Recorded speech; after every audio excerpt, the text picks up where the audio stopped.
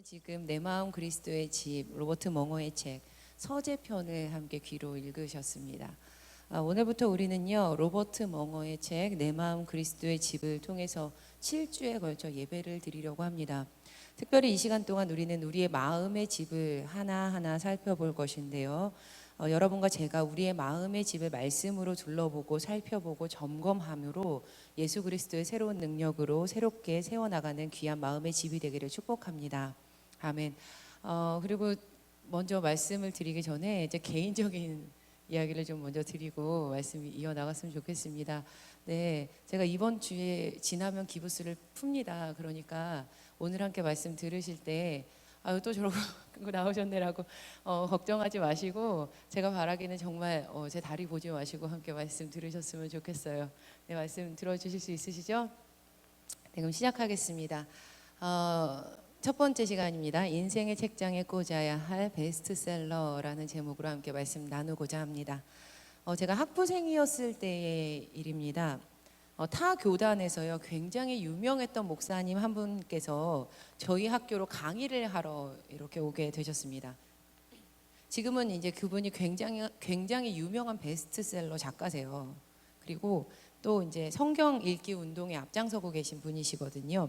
그런데 그 당시에 그분을 저희가 다 몰라봤던 겁니다. 저희 학교에서 이제 학생들이요. 그래서 이제 저희가 그 수업을 선택을 하지 않았죠. 수업이 폐강 위기에 이제 처해지게 되었던 겁니다. 하지만 한 선배가 이 목사님을 알아봤어요. 이 목사님을 알아보고 이 기회가 너무 안타까운 거예요, 이분은. 왜냐하면 타교단에서 오셨던 거니까. 수강이 이 수업이 폐강되지 않을 만한 최소 인원을 막 모았습니다. 물론 그 중에 제가 있었겠죠. 그러니까 이렇게 말씀드릴 수 있겠죠. 물론 그 중에는 저도 포함이 되어 있었어요.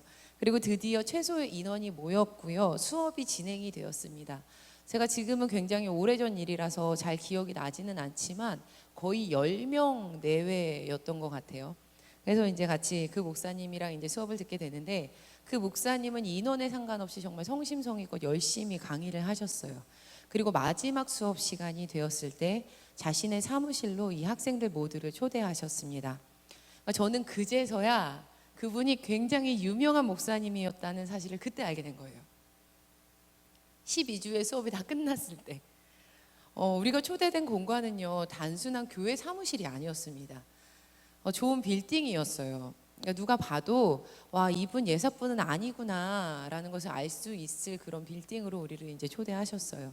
그러니까 안내를 따라서 이 목사님 방 안에 들어갔더니 가장 먼저 눈에 띄었던 것은 그 목사님 방의 사방을 빽빽하게 두르고 있었던 책들이었습니다. 그러니까 이미 예상은 했지만 그분이 다독가라는 것을 우리가 이제 눈으로 확인을 한 거죠. 근데 이걸 눈으로 확인을 하니까 이 20대의 파릇파릇한 학생들이 이제 눈을 반짝이면서 질문을 하기 시작하는 거예요. 교수님, 저희 교수님이라 불렀죠. 교수님 이거는요? 교수님 이거는요? 그런데 그 중에 한 가지 질문이 다음과 같았습니다.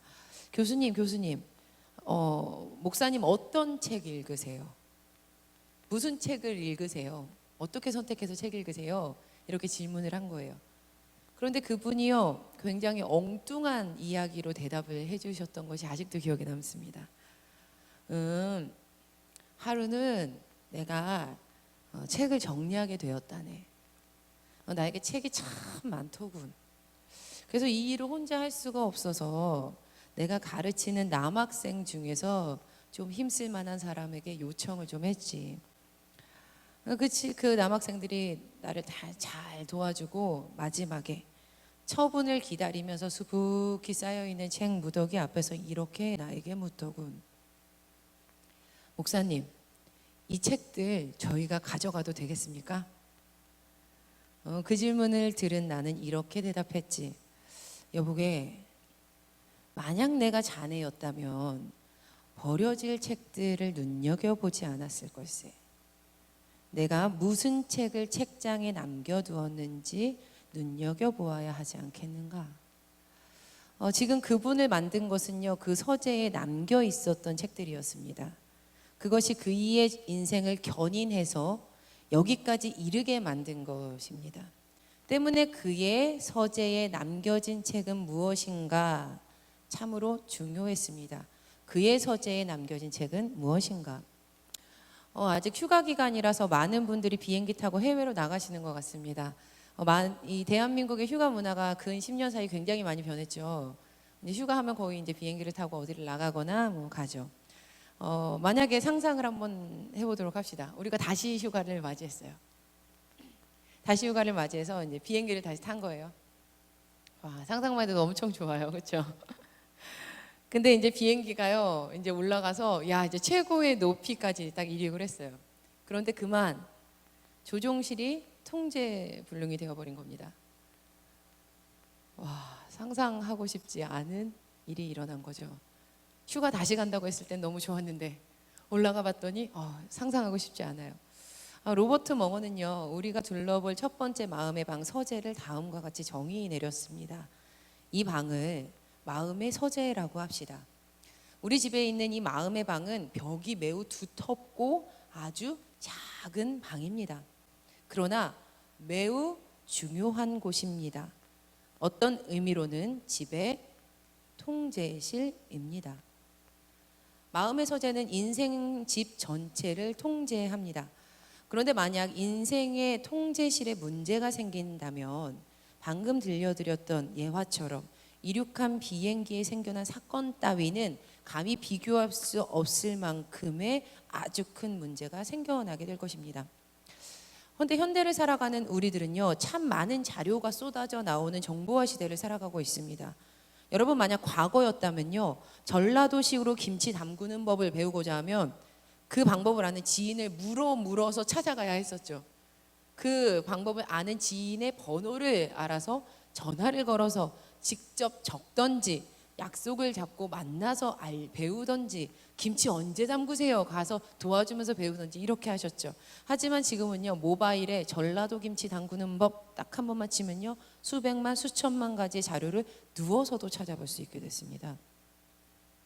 심지어 만드는 방법을 동영상으로 인터넷으로 보면서 배울 수 있죠.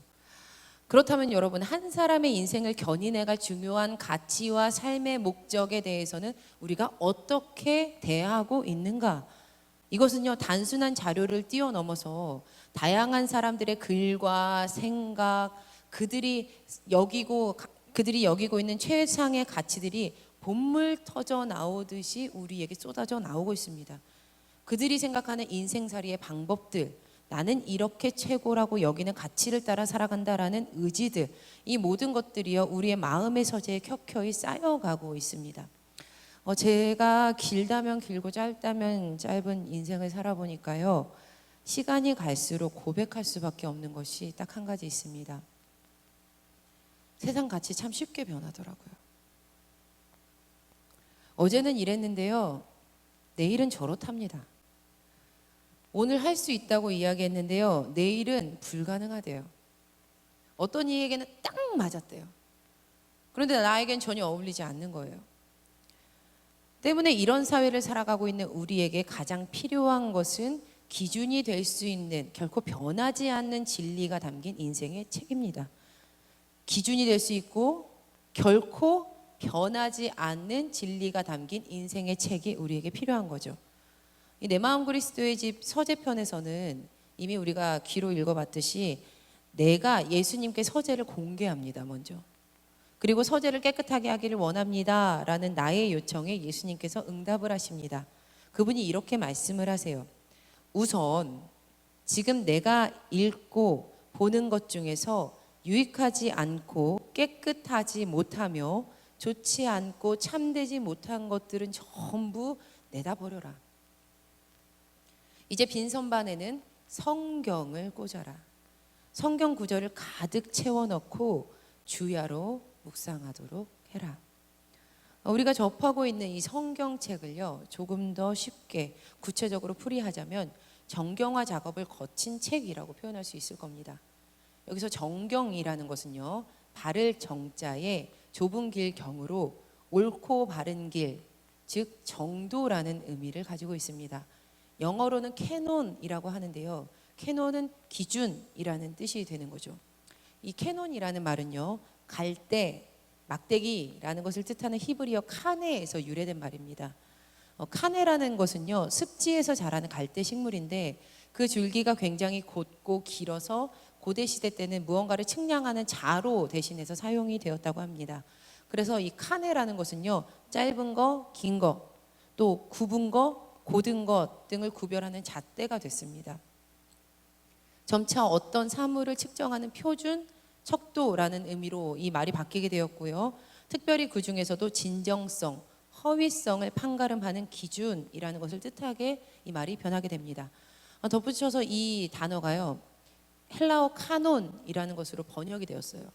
히브리어였던 것이 헬라어로 카논이라고 번역이 되면서 영어로 캐논이라고 표기가 변하게 됩니다. 요약하자면요, 이 캐논, 우리가 정경이라고 말할 수 있는 지금 우리에게 온 이 성경은 기준이 되고 올바른 길이 된다는 것입니다. 당연히 이 성경이 그렇게 될 수 있는 것은요, 이 성경의 중심에 십자가 부활 사건이 있기 때문입니다. 할렐루야. 예수님께서 말씀하셨습니다. 요한복음 14장 6절에서요. 예수께서 이르시되 내가 곧 길이요 진리요 생명이니 나로 말미암지 않고는 아버지께로 올 자가 없느니라. 아멘. 우리 인생의 책장에 꽂혀 있어야 할 유일한 책은요, 성경책입니다. 오늘 디모데후서 3장 15절에서 17절 말씀은 그 이유에 대해서 더 구체적으로 우리에게 설명을 해주고 있습니다. 이 말씀은요, 바울이 그의 영적 아들 디모데에게 썼던 목회서신입니다. 이 디모데라는 사람은요, 소아시아의 루스드라 태생인데요, 그의 아버지는 이방인이었어요. 하지만 그의 어머니가 유대 사람이었습니다. 그는 성경을 배우면서 자란 사람이었어요. 바울이 첫 번째 이 전도 여행 중에서 루스드라에 왔을 때 디모데가 그의 계종자들 가운데 한 사람이 됐습니다. 바울이 다시 두 번째 전도 여행을 해서 이 루스드라에 들렀을 때요, 디모데가 그의 일행이 됩니다. 그래서 전도 여행에 함께 나서게 되죠. 그때부터 디모데는 바울의 가장 충실한 동행자요, 충실한 동역자가 되었습니다. 바울이 이 집안에 감금되어 있는 동안에도요, 디모데는 로마에 있었어요.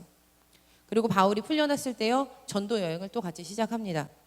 다시 지중해 동부로 이렇게 여행해서 에베소에 방문했을 때 그제서야 디모데가 바울의 대리인으로 이 에베소 교회에 남겨집니다. 디모데가 에베소 교회를 맡았을 때는요, 근데 성경을 보니까 그가 젊은 나이였던 것으로 우리가 추정할 수 있습니다. 그리고요, 또 건강이 그렇게 좋지 않았던 것 같아요, 디모데는. 그리고 심지어 성품도 약간 겁장이었던 것 같아요. 하지만 그는요, 어려서부터 성경을 알고 있었던 사람이었습니다. 때문에 그가 아무리 부족한 것처럼 보였어도 아무런 문제가 되지 않았어요. 왜냐하면 그의 인생의 통제실이 이상무였기 때문입니다. 그의 인생의 통제실에 문제가 없었기 때문에 그의 상황과 환경과 가지고 있었던 어떤 것도 그의 인생에 영향을 미칠 수 없었던 거죠. 우리 디모데후서 13장 15절 말씀 다 같이 읽어보도록 하시겠습니다. 또 어려서부터 시작. 또 어려서부터 성경을 알았나니 믿음으로 말미암아 구원에 이르는 지혜가 있게 하느니라. 잠시만 띄워주세요. 자, 성경이 디모데를 어디에 있게 만들었습니까? 그리스도 예수 안에 있는 믿음 안에 있게끔 만들었습니다. 그리고 그 믿음으로 인해서 그가 구원에 이르는 지혜, 그것이 디모데의 삶을 견인해 간 겁니다. 그의 삶을 통제한 거예요. 15절의 마지막 부분인 구원에 이르는 지혜가 있게 하느니라에서 있게 한다라는 이 단어는 디나마이라는 헬라어입니다. 디나마이. 이 단어는요, 할 수 있다, 가능하다, 능력 있다라는 뜻을 가지고 있습니다. 즉 성경은 너에게 구원을 이루는 지혜를 줄 능력이 충분히 있다라는 말입니다. 그런데 어떻게 이 책 한 권을 통해서 구원에 이르는 지혜를 줄 만큼, 이 놀라운 일이 일어날 만큼 이 일이 가능하게 되는 것일까? 우리 16절 말씀 읽어보면 우리가 알 수 있습니다. 16절입니다. 시작. 모든 성경은 하나님의 감동으로 된 것으로 교훈과 책망과 바르게 함과 의로 교육하기에 유익하니. 바로 성경이요, 하나님의 감동으로 된 책이기 때문입니다. 즉 하나님의 말씀이기 때문이에요. 그래서 성경은 교훈도 책망도 바르게 함도 의로 교육함에 모든 것에 유익이 될 수 있는 것입니다. 17절 이어서 같이 읽어보시겠습니다. 이는 시작. 이는 하나님의 사람으로 온전하게 하며 모든 선한 일을 행할 능력을 갖추게 하려 함이라. 이처럼 성경은요, 우리의 삶에 구원을 이루는 지혜를 제공하고 결과적으로 구원받는 우리의 삶을 온전함으로 견인해 갈 수 있습니다. 우리를 하나님이 기뻐하시는 선한 일을 할 수 있는 사람으로 변화시키는 것이죠. 여러분, 사람이 만물의 영장이라는 별명이 있죠. 사람을 말할 때 야, 사람은 만물의 영장이야 이러잖아요. 그런데 그 만물의 영장이 할 수 없는 유일한 일이 있습니다. 무엇인지 아세요? 사람 변화시키는 거예요. 사람 변화시키는 거예요. 제가 20대 초반만 해도요, 내가 이렇게 하면 저 사람이, 저 친구가, 저 마음이 이렇게 되겠지라고 아주 정말 진심으로 믿었어요. 그런데 시간이 지나가면 지나갈수록 제가 저 하나 변화시키는 것이 정말 어렵더라고요. 왜 이렇게 내 마음 안에는 의롭지 않은 것들이 정말 이렇게 많은지, 왜 나는 이렇게 타인을 인정하기 어려운 사람인지, 내가 말 한마디에서 저 사람의 어려움이 변했으면 좋겠는데 자꾸 어려움으로 가고 있는 저 사람의 인생이 변했으면 좋겠는데, 암만 내가 노력을 해봐도, 암만 우리 가족에게 이야기해봐도, 암만 내 친구를 끌어 여기에 앉히려고 해도 그것을 할 수 없더라는 겁니다. 그런데 성경은 참 신비롭습니다. 이 성경을 접했던 많은 인생들이요, 삶이 송두리째 변했어요. 어거스틴이요, 하나님을 멀리 떠나서 죄를 지었다가 이 기독교의 최고의 교부로 변화됩니다. 이 작은 책에 쓰여진 검은 글씨가요, 사람들을 굉장히 많이 바꿨어요.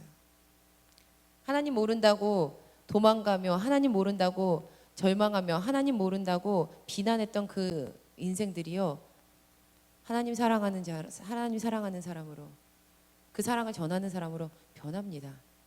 성경 참 신비로워요.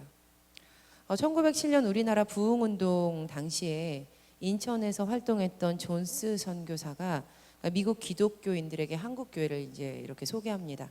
썼던 글 중에서요, 나오는 대목이에요. 제가 좀 읽어드릴게요. 한국 교회는 성경을 외울 뿐 아니라 그대로 실천합니다. 어느 날 북쪽에서 한 평범한 교인이 우리 선교부를 찾아왔습니다. 의례적인 인사를 나눈 후 우리는 그에게 방문한 목적이 무엇이냐라고 물었습니다. 그는 대답하기를, 저는 성경 말씀 몇 구절을 외우는데 그것을 목사님에게 보여드리고자 왔습니다 하였습니다. 그는 100마일, 300리 이상을 걸어서 이곳까지 왔습니다. 아주 먼 곳에 떨어져 사는 농부였던 겁니다. 그는 목사에게 외운 성경 구절을 들려주려고 그 먼 거리를 나흘 동안 걸어서 온 것입니다. 그리고 목사 앞에서 마태복음의 산상설교 부분을 한 절도 틀리지 않고 외웠습니다. 목사는 그에게 말했습니다. 성경은 단순히 외우는 것만으로 부족합니다. 그것을 실천해야 합니다. 그러자 그의 얼굴이 밝아지면서 즉각 대답하기를, 제가 성경 공부하는 법이 바로 그렇습니다. 처음에는 성경을 외우려고 애를 썼으나 잘 할 수 없었습니다.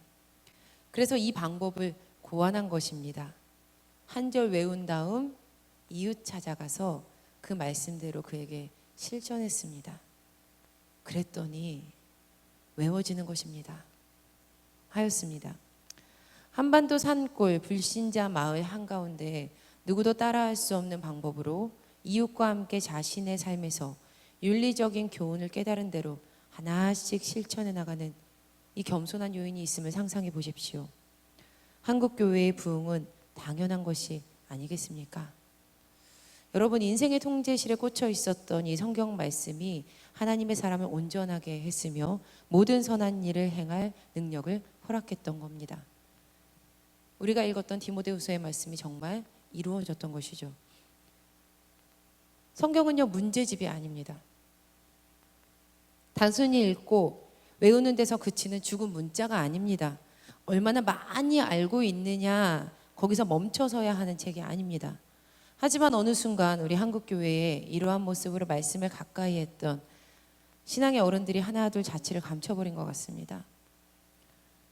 교회 학교에서요, 말씀을 삶으로 보여주었던 존경스러운 교사들이 사라지고 있는 것처럼 보입니다. 우리에게 성경은 단순히 인터넷 포털 사이트처럼 정보 전달하는 역할로 취급되고 있지는 않은지 제가 회개하며 돌아보았습니다. 먼저 저부터가 설교를 할 때 도구로 성경을 받아들인 적은 전혀 없었는지, 정말 그런 마음이 하나도 없었는지 제 마음 깊숙한 곳부터 살펴보았습니다. 자, 사랑하는 여러분, 여러분에게 이 성경 말씀은 어떻습니까? 단순히 이 성경을 많이 알고 있는 것에서 그치는 그저 그런 책이진 않습니까? 아니면 그 말씀이 나의 삶 가운데 실제적으로 통제실의 주인이 되어 시마다 때마다 나의 삶을 견인하고 나의 상황과 환경을 가장 선한 주님의 길로 이끌어가고 있는 구원의 살아있는 역사입니까? 마지막으로 제가 수련 목회자로 3년 훈련받았던 교회 담임 목사님께서 늘 입버릇처럼 하셨던 말씀을 들려드리고 같이 기도했으면 좋겠습니다. 그 목사님께서 늘 이렇게 저에게 말씀해 주셨어요. 많이 먹이는 놈이 더 튼튼해지는 거야. 흰 개랑 검은 개가 있을 때 누가 이길 것 같냐? 많이 먹인 놈이 이겨. 마음도 마찬가지야. 성경 많이 읽어야 돼. 그래야지 영적 마음이 더 튼튼해져. 참 신기한 게 육적인 마음은 뭐 하나 주지 않아도 잘만 먹더라. 그런데 영적 마음은 밥 먹이기가 얼마나 힘든지 모르겠어. 지금까지도. 네가 성경을 많이 읽어야 결정적일 때 생각이 나.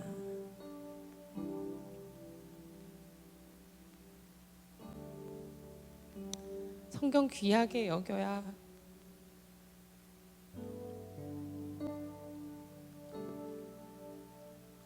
깊이 묵상할 수 있고 그대로 살아갈 수가 있는 거야.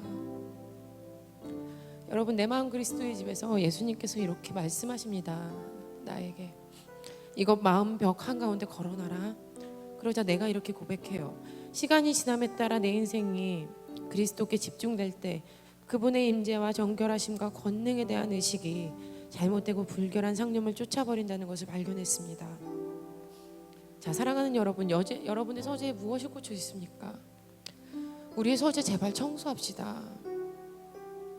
예수님께서 우리에게 서재를 치워주시고 인생의 송재권을 하나님의 말씀 가운데 성경으로 꽂겠다고 하시면 아멘으로 네, 그렇게 하세요. 하나님, 나의 인생의 통제권이 주님의 말씀 되기를 원합니다. 이 하나님의 성경 말씀이 단순히 문제집처럼 내 인생 가운데 역사하게 되지를 않기를 소망합니다 라고 고백하는 저와 여러분 되기를 간절히 소망합니다. 주의 말씀 사랑함으로 가까이 하는 우리 모두가 되기를 간절히 축원하며 찬양하시며 기도의 자리로 나가는 여러분 되기를 소망합니다.